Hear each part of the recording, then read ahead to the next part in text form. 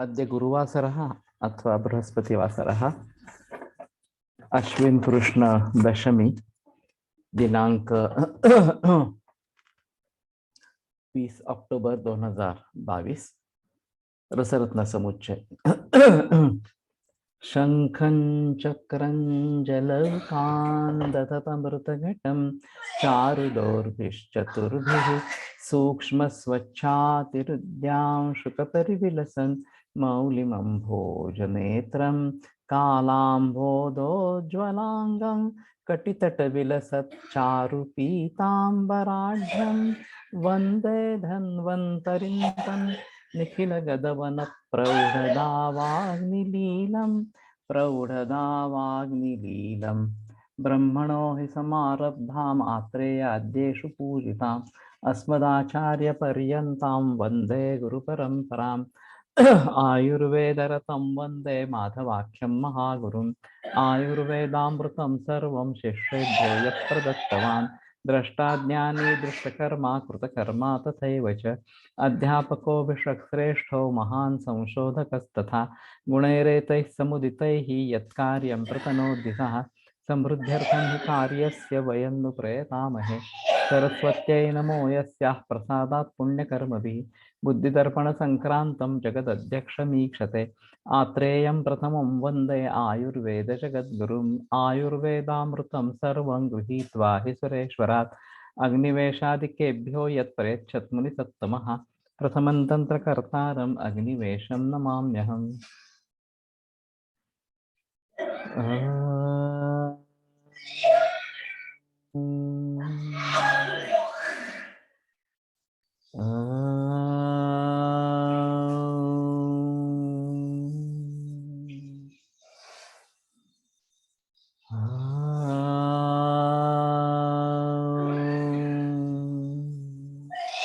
ओम शांति शांति शांति।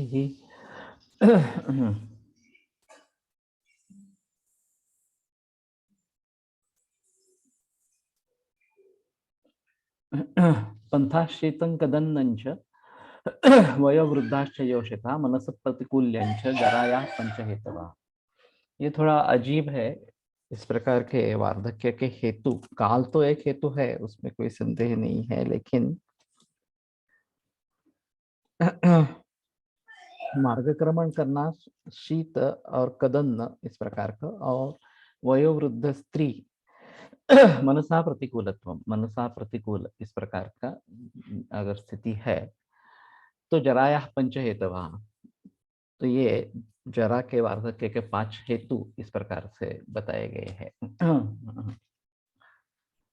नलिनी रस संपिष्टौ तुल्यांशौ गतरसगंधको हस्तिपर्णी लवलिका मत्स्याक्षी कल्कवेष्टितौ विपत्तिपक्वौ मूकमूषायां सव्यशौ वार्धकापहौ।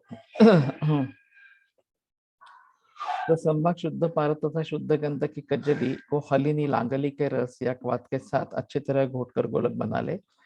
इसके बाद हस्तिपर्णी, पलाश की जड़, लवलिका, हल्फा, रेवड़ी की जड़ तथा मत्स्याक्षी मच्छेठी संभाग, इन सबों को कल्क से रसगंधक के गोले के ऊपर 1 अंगुल मोटा लेप लगा ले। सुखाने के बाद अंधमूषा यंत्र में बंद कर तथा कपड़े में टिकर गजपूट में फूंक दे। स्वांग शीतल होने पर निकाल कर खरल में घोटकर तथा समभाग शुद्ध गंधक मिलाकर पूर्ववत गोलक बनाए। पूर्वोक्त कल्का का लेप लगाकर पूर्ववत मूषा अंध मूषा यंत्र में बंद कर गजपूट में इस प्रकार 3 बार पूट दे। इसके बाद निकाल कर तथा खरल में पीसकर शीशी में रख ले। यह रस 1 रत्ती की मात्रा में शहद के साथ सेवन करे। यह जरा रोग को नष्ट करता है। तो ये काफी आसान इस प्रकार का है। फिर भी इसमें लांगली ये एक अजीब है। पलाश तो ठीक है, पलाश के बारे में मत्स्याक्षी, तो ये तो ऊपर से लेप लगाना है और फिर मूषा में अगर अग्नि संस्कार करते हैं तो जल जाएंगे, पारद और गंधक ही रहेंगे वास्तव में। इस प्रकार से केवल इनका संस्कार उसके ऊपर रहेगा। तो मुझे लगता है कि ये बनाना चाहिए। मंगेश टेमके है क्या? अथ उदयादित्य रसः आवर्तते रसफलं क्षिप्त्वा विफलगन्धके आर्द्रकद्रवमुष्टीनां विशत्या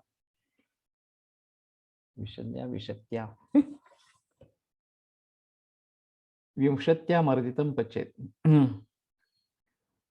मृद्गूढताम्रमुषायां तङ्गुञ्जा प्रमितं रसं ससर्पिर्नागरं भुक्त्वा तत्तम्बु प्रसृतं पिबेत्। रसोऽयमुदितादित्यः सरास्याज्वरा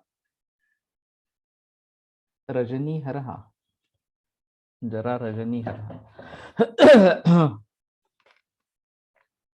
शुद्ध गंधक 2 पल लेकर कढ़ाई में छोड़े। जब गंधक द्रवीभूत हो जाए तो शुद्ध परत 1 पल 50 ग्राम मिलाकर अच्छी तरह कलछुल से चलाकर मर्दन करे तथा उतार ले। इसके बाद कज्जली को अदरक स्वरस 20 पल ने मिलाकर मर्दन करे और गोला बना ले। तदनंतर इन गोले को ताम्र की मूषा में बंद कर ऊपर से कपड़ मिट्टी कर दे और मूषा को गजपुट में या भूधर यंत्र में पाक करे। स्वांग शीतल होने पर निकाल कर तथा पीसकर शीशी में रख ले। इस रस में से 1 रत्ती की मात्रा में घृत तथा सौंठ के चूर्ण के साथ मिलाकर सेवन करे।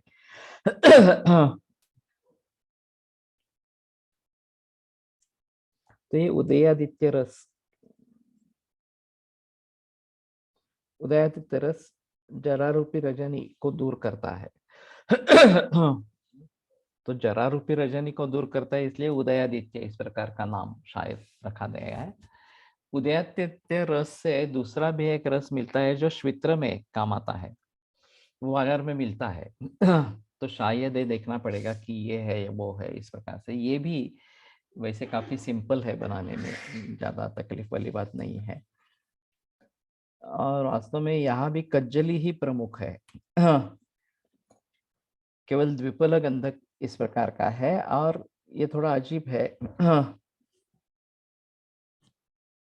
आवर्तिते रसपिलं क्षिप्त्वा द्विपल गंधकम अर्धक द्रवमुष्टिनां विंशत्यामर्दितं पचेत्। मृद्गूढ़ ताम्र मूषायां तंगुंजा प्रमितं रसम तप्तांबु प्रसृतं पिबेत्।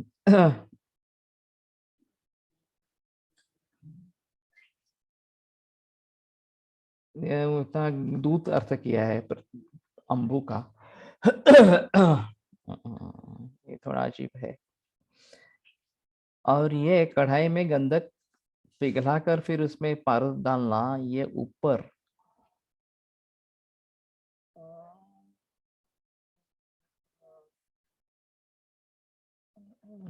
मूल सूत्र से अर्थ नहीं निकल रहा है ये।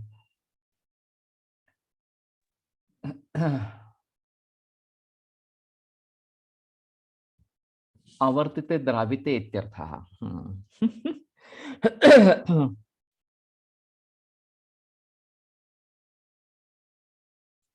लेकिन द्विपल गंधकम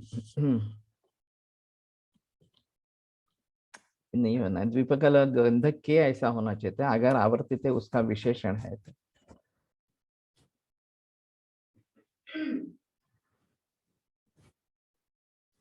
नहीं तो द्विपल गंधक का एक पल ये सोना पारद डाल के आवर्तन करने हैं उस प्रकार से, उसके ये अर्थ हो सकता है।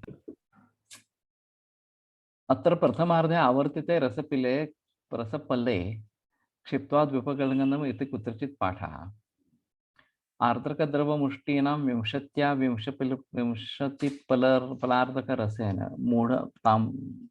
मृद्गूढताम्रमूषायां मृल्लिप्तताम्रमूषायां तप्तांब प्रसृत फलद्वयमित उष्णजलम। यहाँ उन्होंने दूध कैसा अर्थ क्या मारा, जरा रजनी हरा जरा रूप नैषति मेरे नाशनः इत्यर्थः।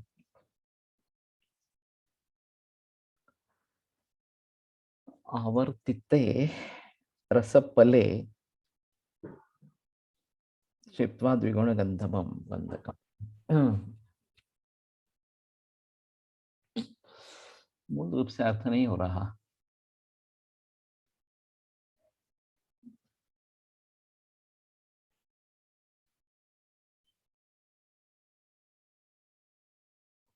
आवर्तित रसफलम श्रुत्वा द्विगुण गंधके, ऐसा होगा तो अलग बात होगी। वैसा भी पाठ नहीं दिख रहा है।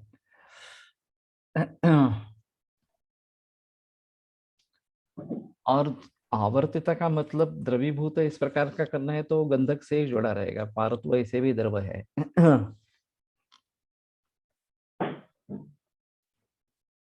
तो ये थोड़ा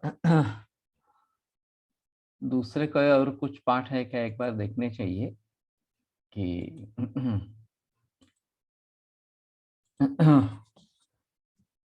आवर्तित के बारे में। नहीं तो ये बनाने में आसान है, इस तरीके से अगर बनाते हैं तो आसान है। अतः सर्वरोग हरसम रसम हरम रसायनम मूषान्तिन्दक विस्तारामायामे षोडशांगुलाम भाण्डवाह्यस्थ पादांशा वालुकाभिप्रपूरयेत् तस्यां निवेश्य द्विगुणं गन्धगर्भगतं रसं याममात्रं पिचेत् पचेच्चुल्यां क्षिपेत् गन्धस्य तु उद्गमे वायसी नागिनी मत्त मेघनादरसं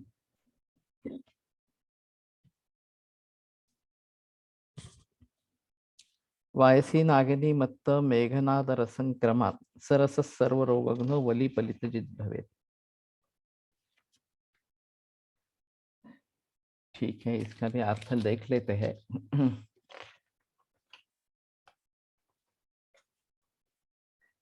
तेंदु के फल के समान चौड़ी तथा 16 अंगुल लंबी अतसी शीशी के समान मूषा लेकर तेंदु को विस्ताराम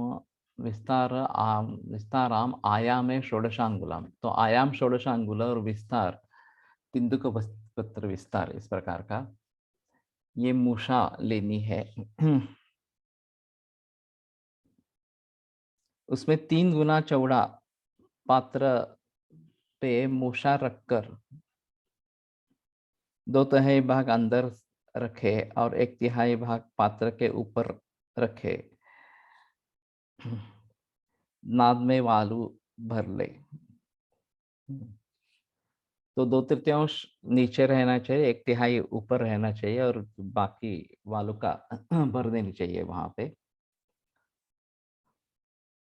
इसके बाद मूषा में 1 भाग शुद्ध पारस और 2 भाग शुद्ध गंधक की कंजली भर दे और 4 प्रहर तक खुले मुंह पाक करे।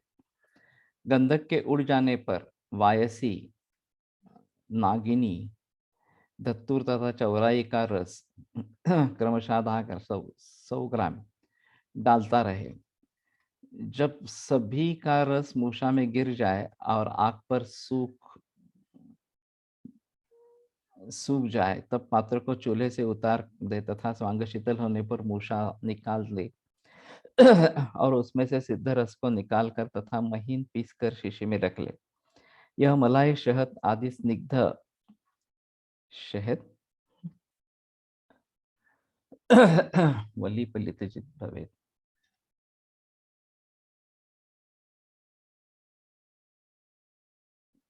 यहाँ तो ये मलाई वलाई कुछ नहीं है। तिंदुक विस्तारा तिंदुक फलवत् परिणाह वतीम आयामे दैर्घ्ये भाण्ड बाह्य पादाया पादांशा भाण्डस्य पाकार्थं गृहीतस्य भाण्डस्य बाह्यस्य बहिःप्रदेशे अवस्थितः पादांशं चतुर्थभागं यस्याः तादृशीं हण्डिकान्तं विभागाम् इत्यर्थः। मूषाम् इत्यस्य विशेषणं पादांशाम् इत्यत्र पादांशम् इति कुत्रचित् पाठः। द्विगुणगन्ध गर्भगतं रसम् इत्यत्र द्विगुणं गन्धकं पालिकं रसम् इति क्वचित् पाठः। याममात्रम् इत्यत्र यामत्रयम् इति पाठान्तरः।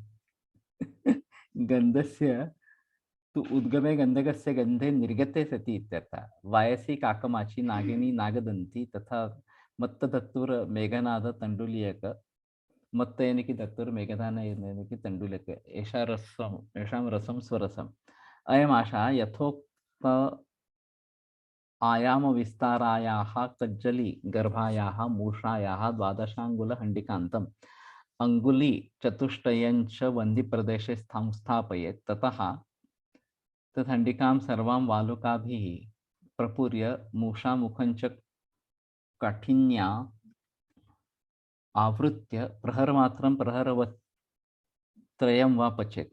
यदा गन्धकस्य गन्धो निसृतो भवेत् तदा वायसादिस्वरसं किञ्चित् किञ्चित् तत्र क्षिपेत्। शुष्कीभूते च तस्मिन् रसे अवतार्य प्रयोजयति इत्यर्थः। तो ये आगे मलाई वगैरह कहाँ से लाया इन्होंने पता नहीं है। भले ही शहद आदि स्निग्ध पदार्थों के साथ प्रतिदिन सेवन करें, यह रस सभी प्रकार के रोगों को नष्ट करता है तथा वली पलित रोग को दूर करता है। तो शहद तो स्निग्ध नहीं है। शहद का फगना है, स्निग्धता कम करने वाला इस प्रकार का है। ते पारंपरिक कुछ रहेगा। रसगंधक मध्वाज्य शिलाजतु अम्ल वेतसम द्विमाश प्रमितम वेगान मासमात्रा जराजय जरांजय।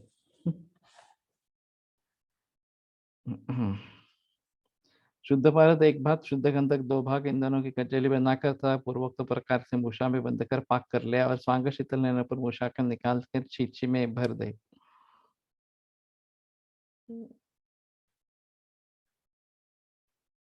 शिलाजलत्व का क्या किया?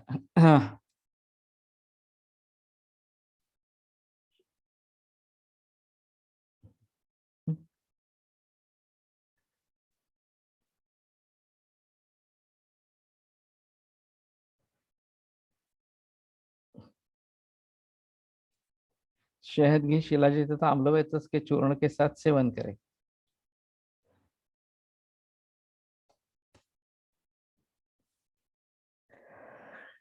यह एक पास सेवन करने से जगह को दूर करता है अथवा सिद्ध रस को मधु आदि के साथ घोट कर गोली बना ले और प्रतिदिन दूध के साथ एक मास तक सेवन करे। यह ज्वारा रोग को दूर करता है।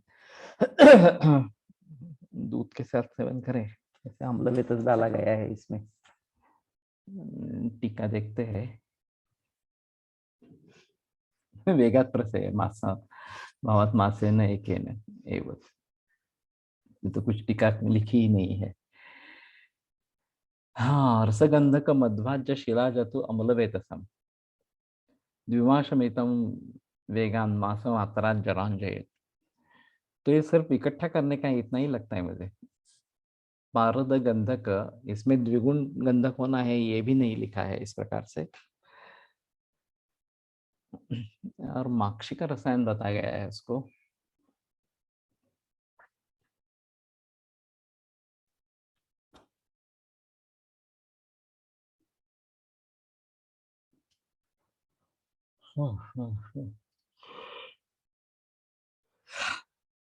ये अर्थ काफी अलग ही किया गया है। तो रस गंधक मधु आज्य शिलाजतु और अम्लवेतस, इन सभी को इकट्ठा करें, बस इतना ही होता है। और फिर एक महीने में ही वेग से जरा को दूर करता है। मासी का रसायन, माक्षी का नहीं, मासी का रसायन। तो एक महीने के हिसाब से ये दिया है। तो मुझे थोड़ा अजीब लगता है। विष्णुक्रांता ऋणागस्ति शीर्णी तंडुलीयकैः रसगंधकयोः पिष्टि स्त्रीस्तन्येन च मर्दिता यवास्तिला घृतं घृतक्षौद्रम् येषाम् उद्वर्तनं जयेत् कार्श्यं जराञ्च षण्मासाद् विदत्ते वृद्धिमायुषः। षाण्मासिक रसायन, ये उद्वर्तन है। विष्णुक्रांता अरुणागस्ति क्षीरणी तंडुली के।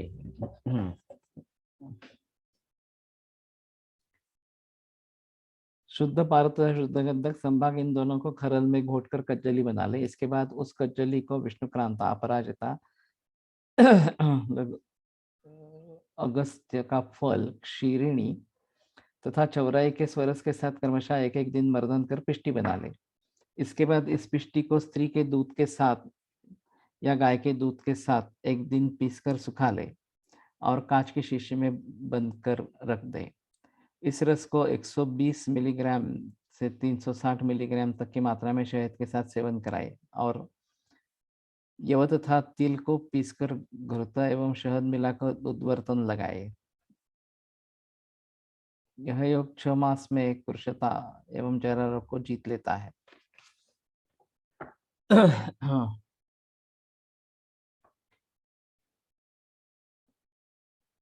तो स्त्री स्तन्येन च मर्दिता वहां पे छोड़ दिया है।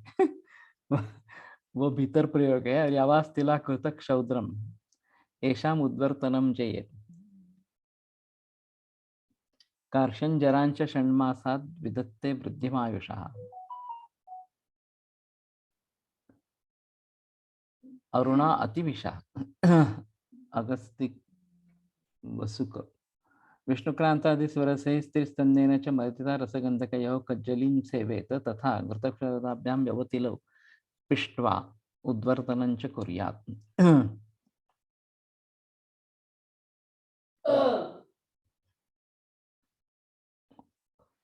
तो एक कार्श्य के लिए ये बताया गया।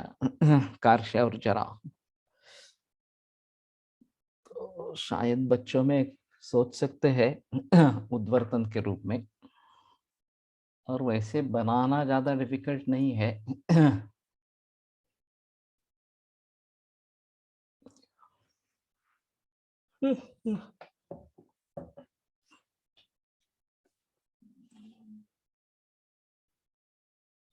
और स्त्री स्तन्य ही बताया, गाँव गाय का दूध इन्होंने लाया इसमें, लेकिन वैसे मूल ग्रंथ में तो स्त्री स्तन्य ही बताया है।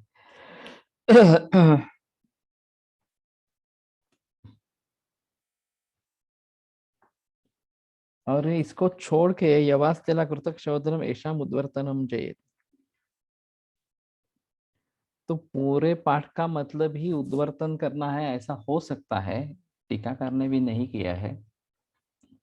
कज्जलिम सेवेत तथा कृतक शोधनाम्याम एवतलो पिष्ट्वा उद्वर्तनं कुर्यात्।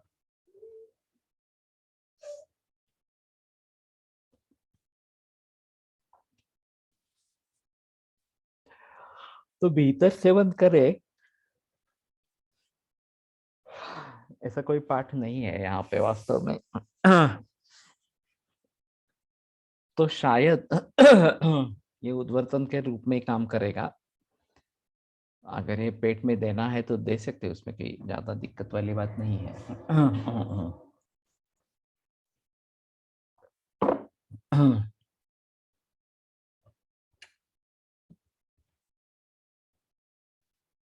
देखते हैं। शिला चतुक क्षौद्र विडंग सर्पिर लोहा भया पारद ताप्य भक्षः आपूर्येते दुर्बल देह धातु त्रिपंचरात्रेण यथा शशांकः। अरे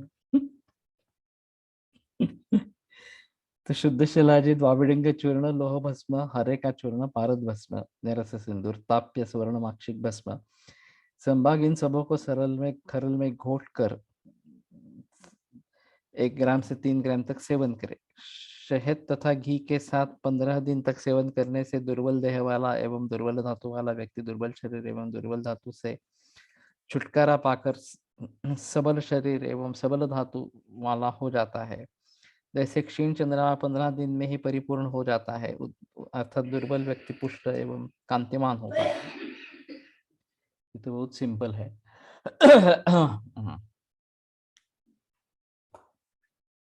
तो पारद का मतलब यहाँ पे उन्होंने तो रस सिंदूर किया है, पारद भस्म इस प्रकार से। लोह से मिलितेतर चूर्णम समत्वम रसायनतया श्रेष्ठत्वात् महावीर्यत्वाच्च ताप्यम सुवर्णमाक्षिकम शिलाजत्वादीन भक्षयतीति भक्ष्य पचाद्यच त्रिपंचरात्रेण पंचदशाः येन इत्यर्थः। हाँ।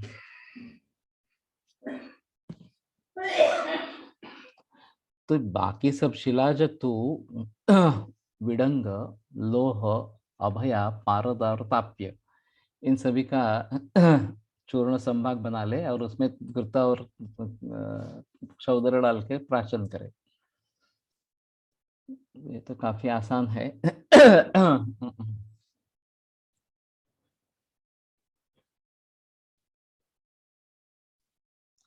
अच्छा पाठ दिख रहा है ये।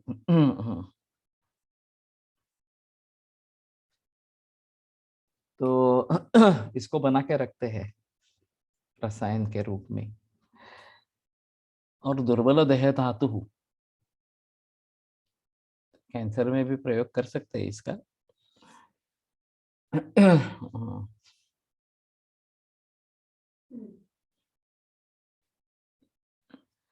हेमधात्री फलं क्षौद्रम गायत्री रस भावितम लिहन्ननु पिबेत क्षीरम दृष्टरिष्टोपि जीवति। अरे बाप रे।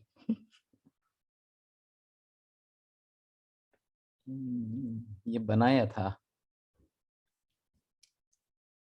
हमने कहाँ सुना है मालूम नहीं।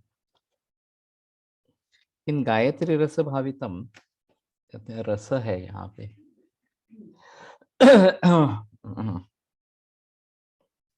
स्वर्ण तथा आंवला का चूर्ण मिलाकर खैर की छाल के क्वाथ से भावित 7 बार करके करें। इसके बाद उसको चाट कर उसके ऊपर दूध पिए। अरिष्ट लक्षण वाला रोगी भी जीवित हो जाता है। इसको सुखाकर शीशी में भर ले और 4 से 8 रत्ती की मात्रा में शहद के साथ चाटकर ऊपर दूध से दूध पान करे। तो गायत्री मंत्र भावितम ऐसा कुछ पाठ था। और एक मरीज ने हमको ये बना के दिया था, केवल सुवर्ण और धात्री का फल अमल का चूर्ण, इस प्रकार से। प्रमाण नहीं बताया यहाँ पे।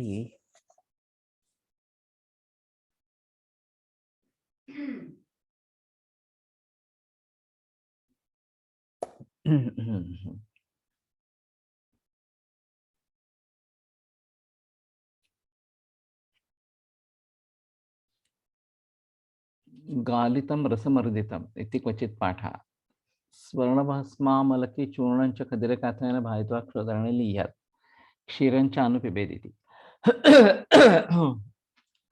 लेकिन सुवर्ण भी उतना लेना है, स्वर्ण भस्म या सुवर्ण वर्ख इस प्रकार का, तो अमलक की मात्रा उसके हिसाब में बहुत कम हो जाएगी। तो शायद सुवर्ण से 10 गुना या 100 गुना अमलक ले ले, गायत्री स्वरस की भावना दे दे, खैर साल की इस प्रकार, खदीर की इस प्रकार से। और भावना देते समय गायत्री जप का पाठ करे, ये बेहतर ऑप्शन इस प्रकार का रहे। तो दृष्टरिष्टोपि जीवति, ये काफी महत्वपूर्ण फलश्रुति है। क्षौद्र है।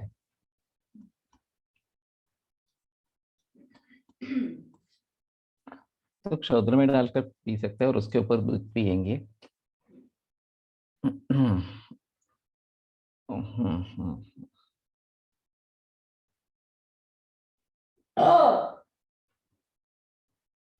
वैसे खदिर कुष्ठघ्न नाम इस प्रकार का अग्र संग्रह है। खदिर जो है कुष्ठघ्न में श्रेष्ठ है।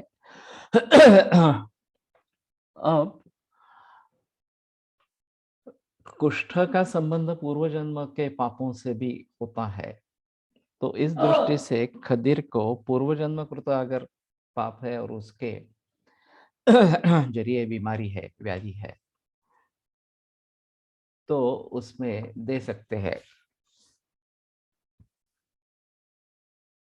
एक अजीब बात थी कि भट्ट सर शुद्ध गंधक का प्रयोग सभी पुड़ियों में करते थे। और उनका गंधक जो बनता था शुद्ध, वो भृंगराज स्वर से बनता था। और फिर उनका कहना था कि ऐसे पूर्व जन्म से संबद्ध जब व्याधि होते हैं, तो श्राद्ध और पक्ष में भृंगराज का प्रयोग आता है। तो ये श्राद्ध और पक्ष के हिसाब से भृंगराज का इस प्रकार से पूर्व जन्म से संबद्ध प्रयोग करते हैं। लेकिन भृंगराज नहीं प्रयोग में लाते थे। भृंगराज शुद्ध इस प्रकार का, भृंगराज से शुद्ध गंधक का प्रयोग करते थे, सभी पुड़ियों में करते थे, लेकिन इस प्रकार से। तो इसी प्रकार से गायत्री के बारे में थोड़ा सोच सकते हैं। फणसलकर का एक अजीब अनुभव रहा है कि खदीरारिष्ट अगर देते हैं तो कुष्ठ रोग में कृमिपतन होने लगता है और फिर सुधार आता है। तो ये एक अजीब बात इस प्रकार का है, तो शायद इसके बारे में सोचे. च्यवनप्राश करताना काढामध्ये सुवर्ण वापरले तर काढ़े में डालने के बजाय अच्छा है कि बाद में डाले. वैसे सुवर्ण बर्फ डालकर सोना चांदी च्यवनप्राश झंडू का है मेरे ख्याल में. लेकिन सिर्फ अमलकी से ही करे ना, ये च्यवनप्राश बनाने की जरूरत नहीं लगती मुझे. कि एक भाग सुवर्ण शायद वर्ख ले ले, ये बेटर ऑप्शन है स्वर्ण भस्म के बजाय. स्वर्ण भस्म अगर अच्छा मिलता है तो ही लेने में मतलब है, नहीं तो प्रॉब्लम करेगी. उसके बजाय स्वर्ण वर्ख लेना अच्छा है. और 100 गुना अगर अमल की डालते हैं और फिर खदीर रस की भावना देते हुए गायत्री का जाप करें तो शायद ये बात बनेगी. और फिर कम मात्रा में शहद के साथ उसको चाट कर उसके ऊपर दूध पिए, ये बात हो सकती है. और दुष्टरिष्टोपि जीवति, ये काफी महत्वपूर्ण है. कैंसर के कई मरीज इसी अवस्था में आते हैं कि जब रिष्ट लक्षण दिख रहे हैं और फिर भी रिश्ता और रिश्ताभास इसमें भेद करना काफी मुश्किल हो जाता है. जब ऐसा होता है कि ये बच जाते हैं तो मान लेते हैं कि ये रिश्ताभास था इस प्रकार से. लेकिन अगर इस प्रकार के रिष्ट लक्षण है तो भी ये काम करेगा, ये थोड़ा अजीब है. सभी में काम करेगा ऐसा तो नहीं होगा, लेकिन फिर भी वैसे आसान है बनाने में. तो ठीक है, मैंने टिक मार्क करके तो रखा है. और इसको इस प्रकार से भी कर सकते हैं, 1 भाग हेम और 10 भाग अमल का चूर्ण घोट कर 3 घंटे, फिर उसमें से एक हिस्सा निकाल ले, उसको फिर 10 भाग अमल का चूर्ण ला ले, ऐसे 6x तक जाए. और फिर 6x वाली जो दरवा रहेगी उसको गंधक खदीर के क्वाथ के साथ भावना दे दे. उसमें गायत्री का जप करते रहे इस प्रकार से, तो शायद ये बहुत ही अच्छा रसायन होगा. मर्दनम गुणवर्धनम ये बात होती है, तो इतनी बार मर्दन करते हैं तो होगा. और वैसे सुवर्ण वर्क मिलता है सभी जगह पे, लेकिन हैदराबाद में चार मीनार के नजदीक एक पारंपरिक कुटुंब था, उस समय परिवार था. वो हाथ से कूटकर सुवर्ण वर्क बनाते थे. अभी यंत्रों में पास्ता निकाल कर करते हैं, लेकिन वो हाथ से कूटकर बनाते थे. वहां से मैंने लाया था थोड़ा सुवर्ण वर्क.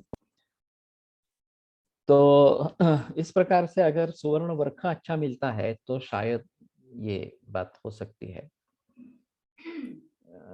उसके बारे में थोड़ा पूछते हैं, सुवर्ण वर्क कहाँ पे कैसे उपलब्ध है इस प्रकार से.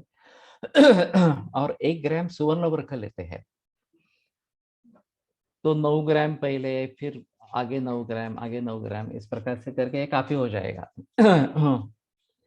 छठा जब होगा तो कम से कम 10 ग्राम तो छठा षष्ठ में इस प्रकार का संस्करण होगा. तो 5वें से लेकर अगर करते हैं तो 100 ग्राम का हो जाएगा.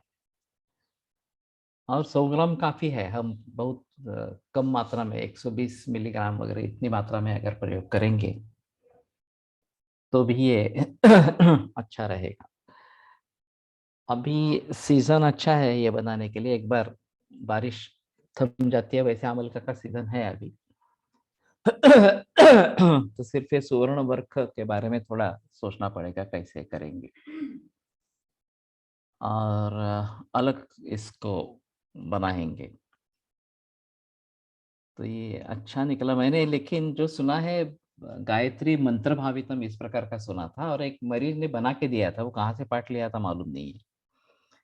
मधुमागधिका विडंग सार त्रिफला हेम घृतम सितांच खादन जर्या अवनील जर्यानवलीढ़ देह कांति ही समधातुश्च समाशतंच जीवेत।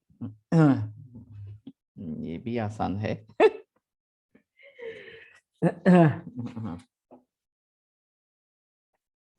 मधु मागधिका विडंग सार। मधु का मतलब बहुत होगा शायद। मागधिका पिप्पली विडंग सार तो चूर्ण ही त्रिफला।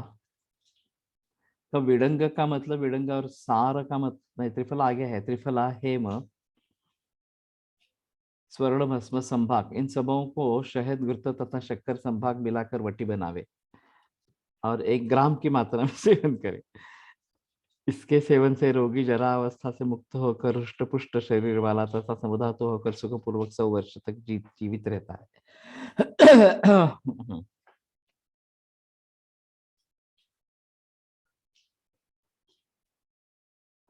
ये तो मधु का मतलब मधु ही रहेगा। मुझे थोड़ा सा लगा मधु का नहीं है ना। विडंग तंडुल हेमस्वर्ण अनवलीढ़ देह कांति। अनवलीढ़ अनाखादित अनास्वादित अस्पृश्य इत्यर्थः। ये अजीब है थोड़ा सा।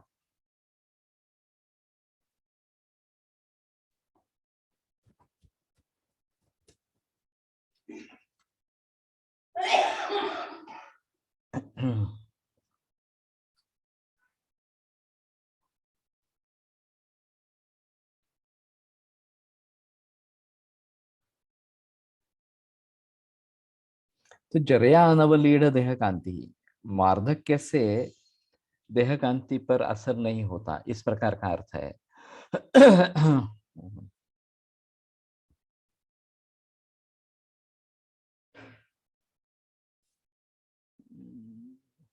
ठीक है, समाशतम तो वार्धक्य का परिणाम नहीं होगा इस प्रकार से। और विडंग सार यानी कि विडंग तंडुल इस प्रकार का किया गया है। वो भी थोड़ा देखना चाहिए, लेकिन ये भी आसान है।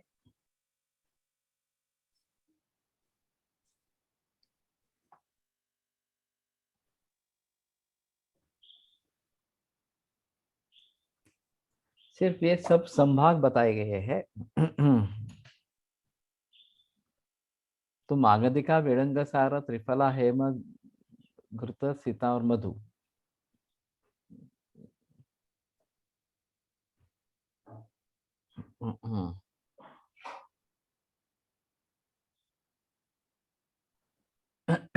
यहाँ अधिकतर रसायनों में विडंग को शामिल क्यों किया गया है?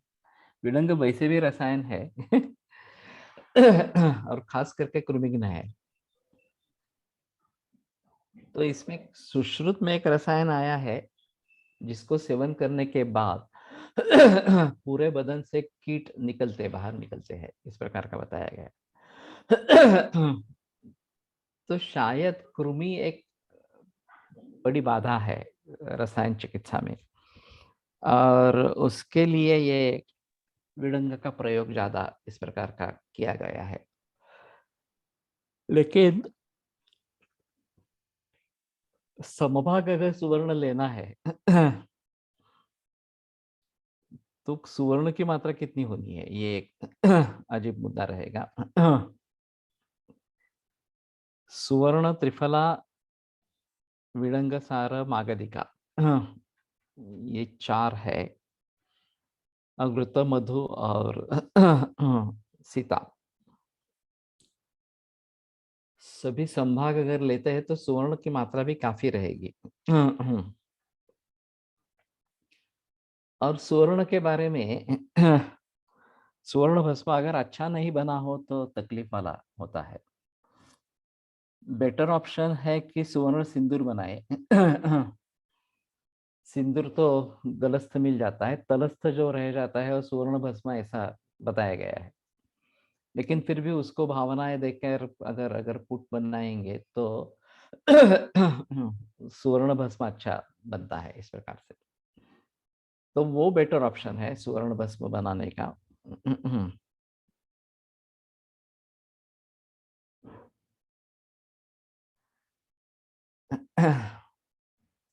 इसमें प्रमाण में परिवर्तन करके कुछ कर सकते हैं क्या, थोड़ा देखना चाहिए।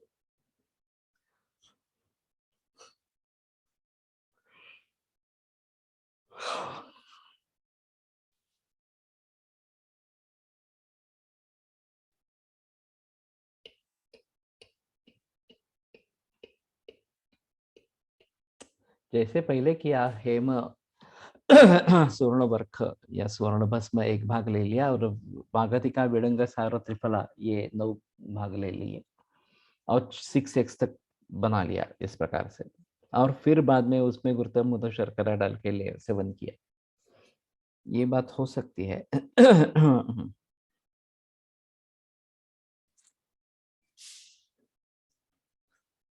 और ऐसे ही करेंगे तो कितना बनेगा ये, अगर 1 ग्राम सुवर्ण वर्क है, सुवर्ण लेते हैं तो 1 2 3 4 4 ग्राम ही बनेगा, उसमें 1 1 ग्राम ये पड़ेगी सीता मधु और घृत।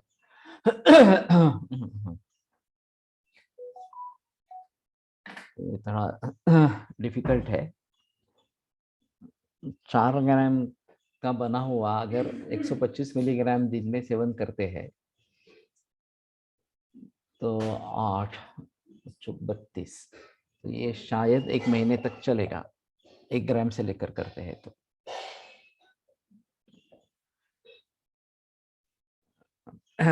वैसे इनकी इनका चूर्ण मिला के या उनकी भावनाएं देखकर, चूर्ण मिला के उन्हीं की भावना देखकर कर्ल करते हैं तो शायद ये अलग बात होगा। अलग बात होगी तो ठीक है, ये थोड़ा देखेंगे पिपल्यादि रसायन। ज्योतिष्मती नाम लता पीता पीत फलोज्वला आषाढ़े पूर्व पक्षे स्यात् गृहीत्वा बीजम उत्तमम् आहरे तिलवत् तैलम मुष्टिना चापि तत्पचेत् क्षीरतुल्यं चतुर्थांशमाक्षिकं तैलशेषकम् ततस्तत्कोलकर्पूर त्वग्जाति फल मिश्रितं स्निग्धभाण्डगतं धान्येषु अनुगुप्तं निधापयेत् पिबेत् सूर्योदये तैलात् फलं याति विसंज्ञताम्। अरे बाप रे। ततः संज्ञा शनैः लब्ध्वा ततः क्रन्दति रोदिति एवं मासे श्रुतिधरः परस्मिन् सूर्यसन्दिवः तृतीये पूज्यते देवैः चतुर्थे नैव दृश्यते खेचरः पंचमे षष्ठे सिद्धैर्मिलति सप्तमे विष्णोः समदिनं जीवेन् मुक्तोष्टमे भवेत्। विष्णु बड़ा अजीब है। विष्णु समदिनं जीवेत् मुक्तोष्टमे भवेत्। जीवन मुक्तो अष्टमे भवेत्। तो ज्योतिषमती मालकांगणी नामक लता पीली तथा पीले फल वाली का आषाढ़ मास के शुक्ल पक्ष में उत्पन्न होती है।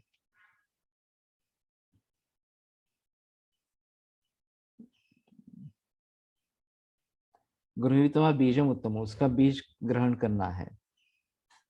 उसके पके फल को बीज को निकालकर कोले में डालकर तिल की तरह तेल निकालकर उस तेल के बराबर दूध तथा चतुर्थांश सुवर्ण माक्षिक जलनिष्ठ कल्क एवं चौगुना जल पिला मिलाकर मंदाग्नि से विधिवत तैल सिद्ध करें।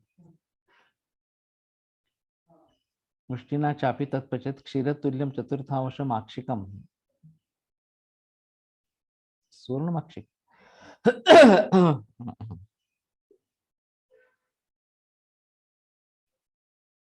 ततस्तत्कोल कर्पूर त्वग्जाति फल मिश्रितम।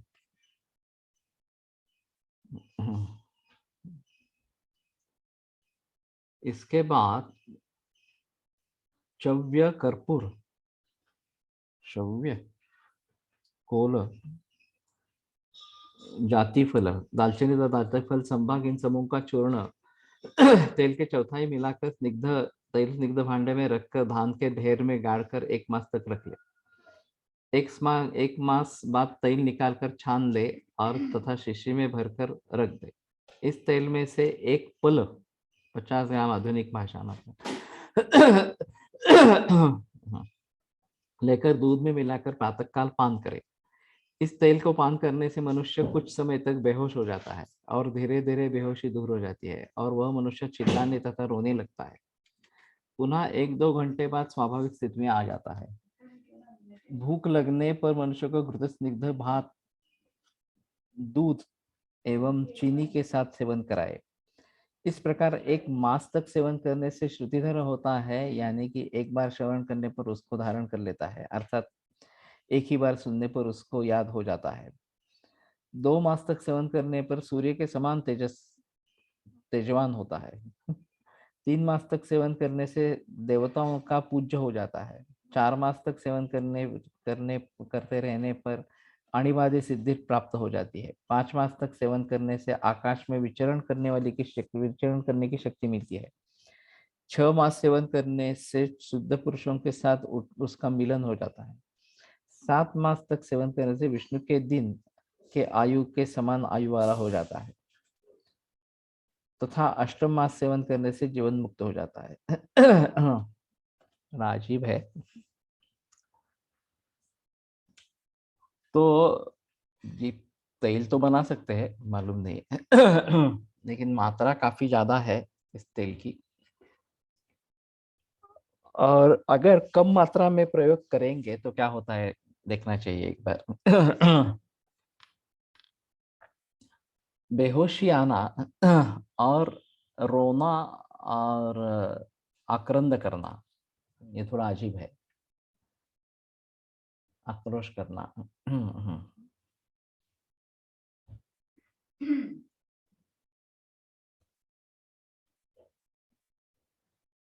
तो शायद ये शरीर में स्थित जो भी भाव है जिनको भुगतना है, पूर्व कर्म वगैरह है, इसको नष्ट करता है शायद।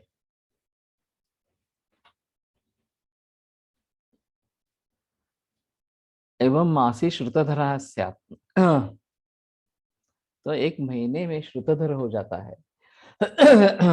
मैंने एक बड़ा अजीब किस्सा, मुझे याद नहीं, राजशेखर कवि है, मनार परिणाम होगा मन के ऊपर।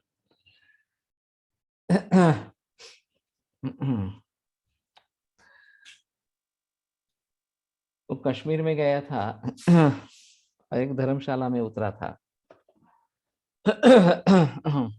और वहां 2 औरतों का झगड़ा हो गया उसके सामने। और फिर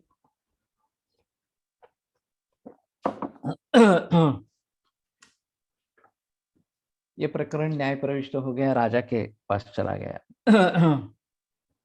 तो राजा को पता नहीं चल रहा था कौन झूठ बोल रही है और कौन सच बोल रही है, इस प्रकार से।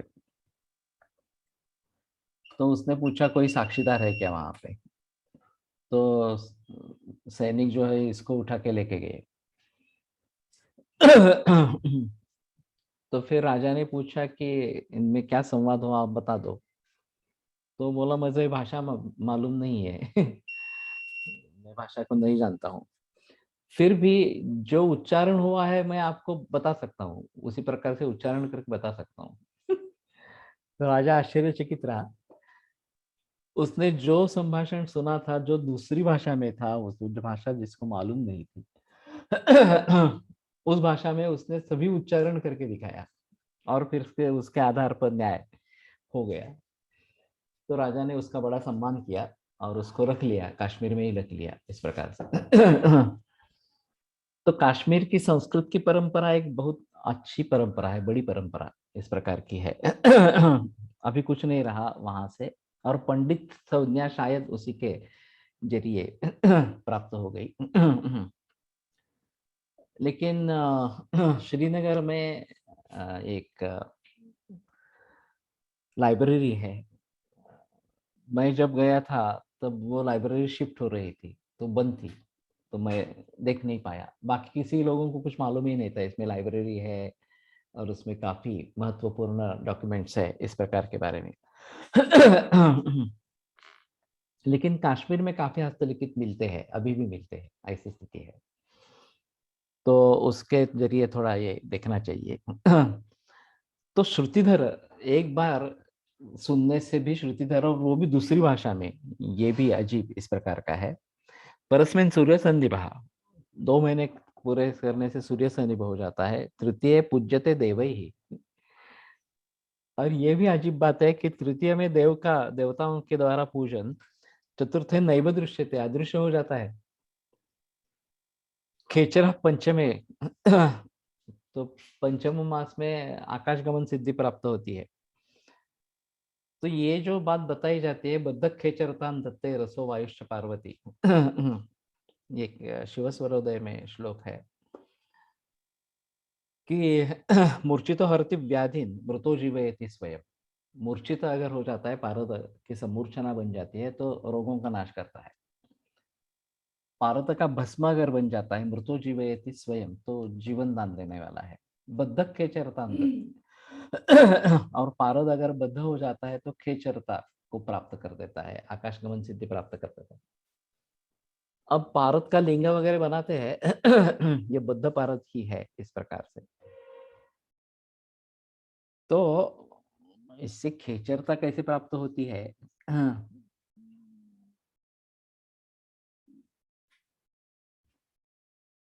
तो मनावर परिणाम होईल, कर्म भोगल्याशिवाय नाश नाही ना।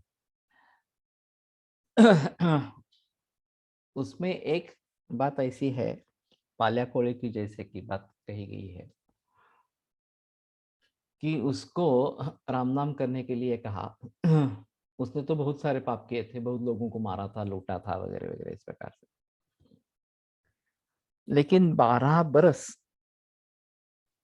वो बगैर कुछ खाए पिए, बगैर कुछ करके वहीं पे रहा, और वारुण उसके ऊपर बन गया, इसलिए उसको वाल्मीकि संज्ञा प्राप्त हो गई।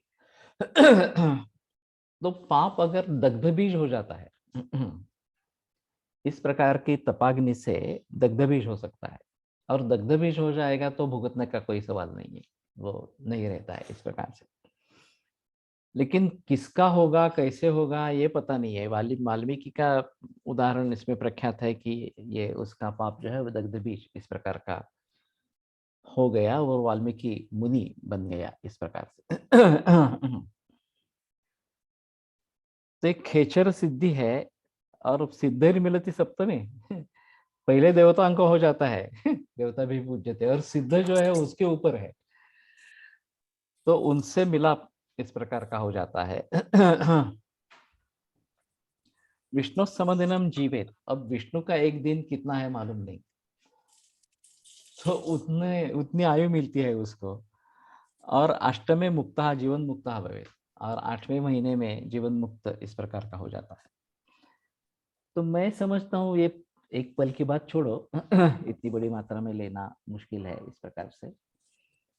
लेकिन एक बार तेल निकाल के देखते हैं क्या होता है। ज्योतिषमती का इस प्रकार से अगर तेल निकलता है, तो शायद कुछ डाइल्यूशन वगैरह इस प्रकार से करके नस्य में प्रयोग कर सकते हैं। ये ज्योतिषमती तेल वैसे भी मैं प्रयोग में लाता हूँ। जहाँ कफ का प्राधान्य है, वहाँ ज्योतिषमती तेल अच्छा काम करता है। आश्चर्य से अल्जाइमर की एक केस थी, और कफ प्राधान्य था, वायु का कफ का आवरण था इस प्रकार से। तो मैंने शुरू में पंचगव्य घृत का नस्य किया था, उससे कुछ हद तक फायदा हुआ, लेकिन आगे नहीं हो रहा था। तो मैंने ज्योतिषमती तेल का नस्य करवाया। और वैसे संन्यास वाले बड़े बहुत सारे मरीजों में ज्योतिषमती तेल काफी तीक्ष्ण होता है, वो नस्य कर सकते हैं। तो इससे अल्जाइमर में राहत आ गई। वैसे अल्जाइमर में रिजल्ट्स पाना काफी मुश्किल है। अगर स्थिति बनी भी रहती है, आगे बिगड़ती नहीं है, तो भी हमारे हिसाब में अच्छा है। लेकिन ये तो बिगड़ने वाले होते हैं, और बहुत खतरनाक परिस्थिति हो जाती है। नहीं तो बांध के रखना पड़ता है। तो ऐसी अवस्था में रसायनों का उपयोग ही करना है, यही सही है। इसमें एक अहम रोल एल्यूमिनियम का है। एल्यूमिनियम वाले बर्तन उसमें जब खाना पकाते हैं या खाते हैं इस प्रकार से, तो वो डिमेंशिया का निर्माण करते हैं। ऐसा है, मस्तिष्क पर उसका बुरा असर इस प्रकार का होता है। तो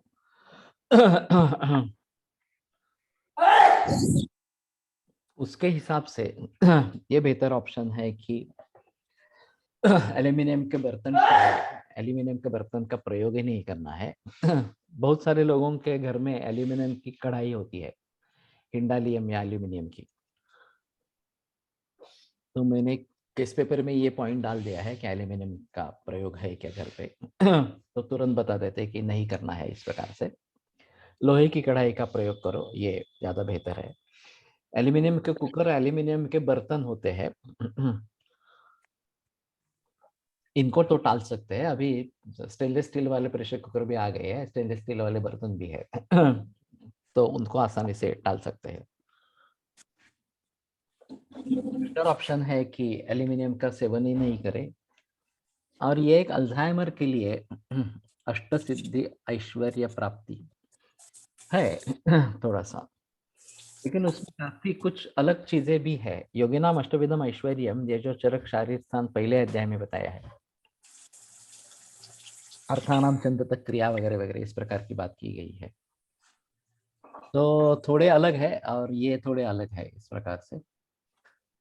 तो मुझे लगता है कि हम एक बार कम से कम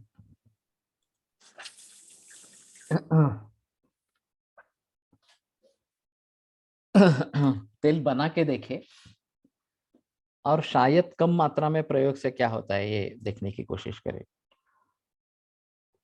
इतने सारे रिजल्ट तो नहीं मिलेंगे, लेकिन फिर भी कुछ ना कुछ रिजल्ट्स तो मिलेंगे, उसमें संदेह नहीं है। तो शायद ये थोड़ा करके देखेंगे तो ज्यादा अच्छा रहेगा। कल की जो ऑनलाइन मीटिंग रही वो अच्छी रही। मैंने काफी सुझाव दिए हैं उसमें, और देखते हैं कि उसका अच्छा नतीजा निकलेगा। अगर ये संस्कृत यूनिवर्सिटी के जरिए आयुर्वेद के ग्रंथों के बारे में प्रयास किए जाते हैं, और खास करके छात्रों को मूल रूप से संस्कृत के द्वारा आयुर्वेद समझ में आए, तो ज्यादा अच्छा इस प्रकार का रहेगा। आयुर्वेद प्रकांडो निगदित इह हि शल्यतंत्र प्रधानः, शिष्येभ्यः शाश्वतोऽयं निखिल जन कृपा व्याप्त चित्तेन येन आयुर्वेदस्य वाञ्छन् पुनरपि भुवने ताञ्च सुष्ठु प्रतिष्ठां श्रेष्ठं धन्वन्तरिं तं प्रणमति च सदा वैद्यवर्गो हि नूनम् वैद्यवर्गो हि नूनम्।